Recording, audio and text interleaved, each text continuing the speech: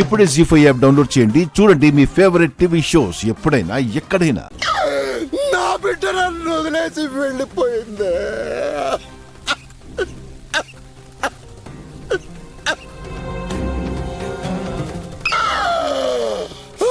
అమ్మా! అయ్యా భగవంతుడా, పోయిన జన్మలో నేను ఏం పాపం చేశానని నా బిడ్డ ఆఖరి చూపు కూడా నాకు లేకుండా చేశావు.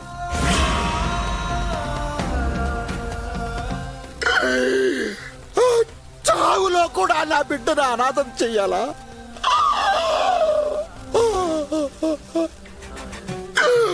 బతికున్న రోజులు నా బిడ్డ నేను వస్తానని నా కోసం ఎదురు చూస్తూ ఉండుంటుంది కదా. అయ్యా, ఆ ఎదురు చూపులు చూసి కూడా నీకు కనికరం వేయలేదా?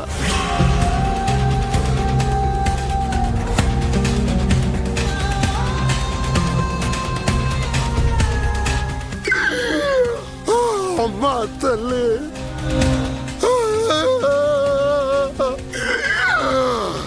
ఎవరికి పుట్టామో ఎందుకు చచ్చిపోతున్నామో తెలియకుండా చచ్చిపోయేంత పెద్ద శిక్ష జీవితంలో ఎవరికి ఉండదు.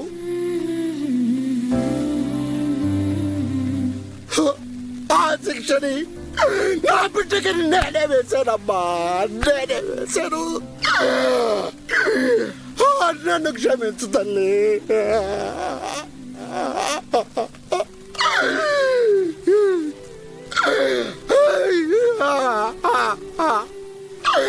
బాబు, ఏ విషయాన్ని నేను ఎలా జీర్ణించుకోవాలి బాబు?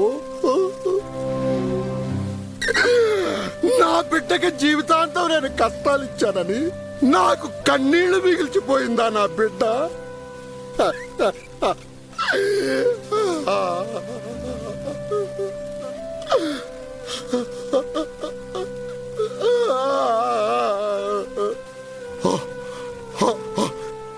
నా బిడ్డ నాకు క్షమాభిక్ష పెట్టకుండానే వెళ్ళిపోయింది. ఈ బాధల్ని మోస్తూ నేను ఎలా బ్రతకాలి? ఈ బాధని దాటి నేను ఎలా ముందుకడుగేయాలమ్మా?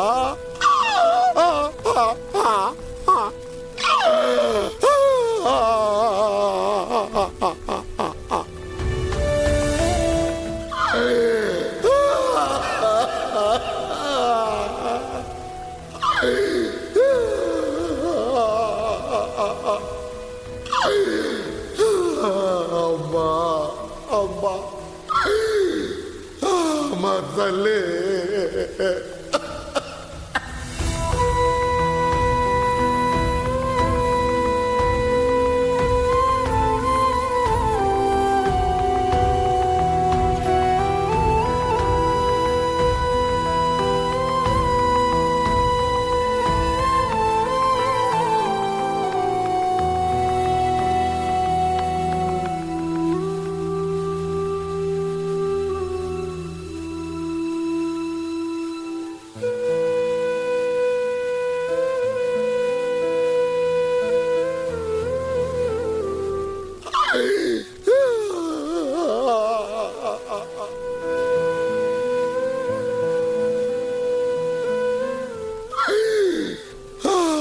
తల్లి, ఏమండి?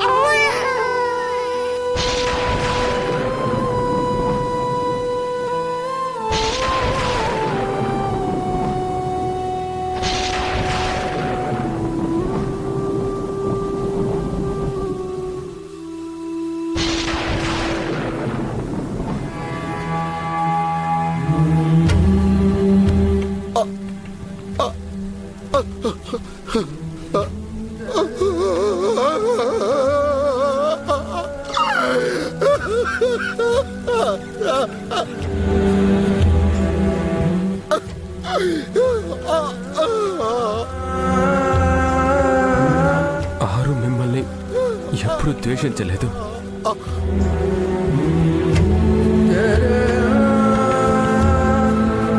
మీరు ఎవరో తనకి తెలియకపోయినా, తనని ఎందుకు వదిలేశారో అర్థం కాకపోయినా, ఒక్కడే తను బలంగా నమ్మింది, తన తండ్రి తన కోసం వస్తాడు అని.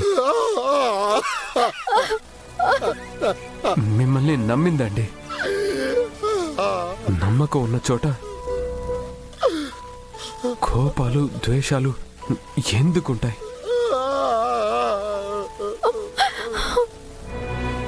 మా మేడం బంగారం సార్.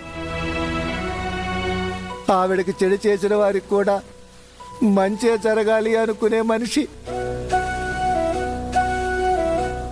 తనని కన్న తండ్రి సార్ మీరు. అలాంటిది మీ కళ్ళల్లో నీళ్లు రానిచ్చేవారా చెప్పండి?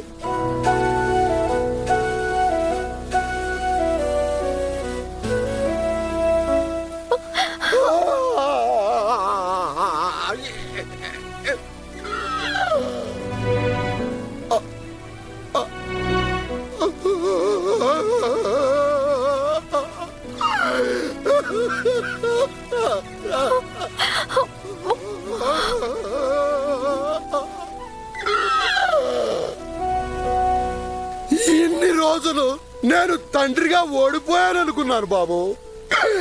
కానీ కానీ ఇప్పుడే తెలిసింది తండ్రిగా నేను ఎప్పుడు చచ్చిపోయానని. అయ్యో, ఏంటండి ఆ మాటలు? మీరిలా అయిపోతారనే ఇన్ని రోజులు మీకు ఈ విషయం చెప్పలేదు.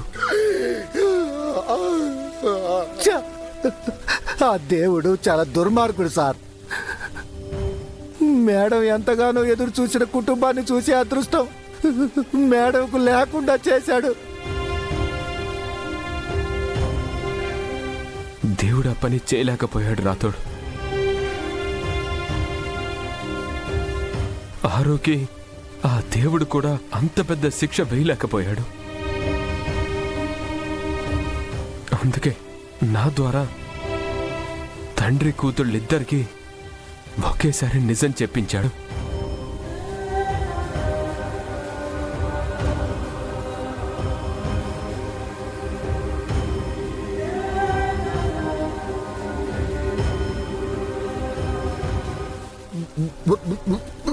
బాబు ఏంటి బాబు మీరు చెప్పేది? నా కూతురు ఇక్కడ ఉందా?